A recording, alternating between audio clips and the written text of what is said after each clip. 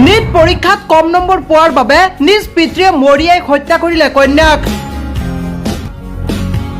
নীটত কম number পোৱাৰ বাবে শিক্ষক পিতৃয়ে হত্যা কৰিলে জীয়ৰীক। কাঠৰ টুকুৰাৰে মৰিয়াই পাষাণ পিতৃয়ে হত্যা কৰিলে নিজ কন্যাক। হয়, 17 বছৰীয়া ছাত্ৰী সাধনা বসলেৰ প্ৰাণ গ'ল নিজ পিতৃৰ হাতত। কাৰণ এটাই, নীট পৰীক্ষাত কম নম্বৰ পাইছিল।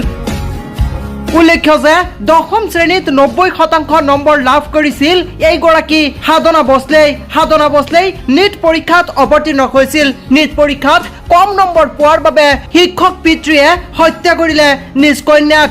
কাৰণ পিতৃয়ে ভাবিছিল কন্যাই নীট পৰীক্ষাত কম নম্বৰ পোৱাৰ বাবে হয়তো মান সন্মান নষ্ট হ'ব, আৰু তাৰ পাছতেই 17 বছৰীয়া নিজ কন্যাক প্ৰথমে গালি গালাজ পাৰিছিল পিতৃয়ে। গালি গালাজ পাৰাৰ পিছত পিতৃ আৰু ছাত্ৰীগৰাকীৰ মাজত হৈছিল কিছু বাক বিতণ্ডা, আৰু তাৰ পাছতেই খঙত অগ্নিশৰ্মা হৈ পিতৃয়ে কাঠৰ টুকুৰাৰে মৰিয়াই হত্যা কৰে নিজ কন্যাক। ইয়াৰ পাছতেই কন্যাক হস্পিটেলত ভৰ্তি কৰোৱা হয় যদিও ডক্টৰে মৃত বুলি ঘোষণা কৰে। উল্লেখ্য যে প্ৰায় মৃত অৱস্থাত নিজ কন্যাক হস্পিটেলত ভৰ্তি কৰি তেওঁৰ পিতৃ গৈছিল নিজৰ কৰ্মস্থলী তথা বিদ্যালয়লৈ, আৰু ইয়াৰ পাছতে ছাত্ৰীগৰাকীৰ মৃত্যুৰ খবৰ পাই মাতৃয়ে আৰক্ষী থানাত দিলে গোচৰ। তাৰ পাছতেই পিতৃক গ্ৰেপ্তাৰ কৰিছে আৰক্ষীয়ে। ঘটনা সংঘটিত হৈছে মহাৰাষ্ট্ৰত।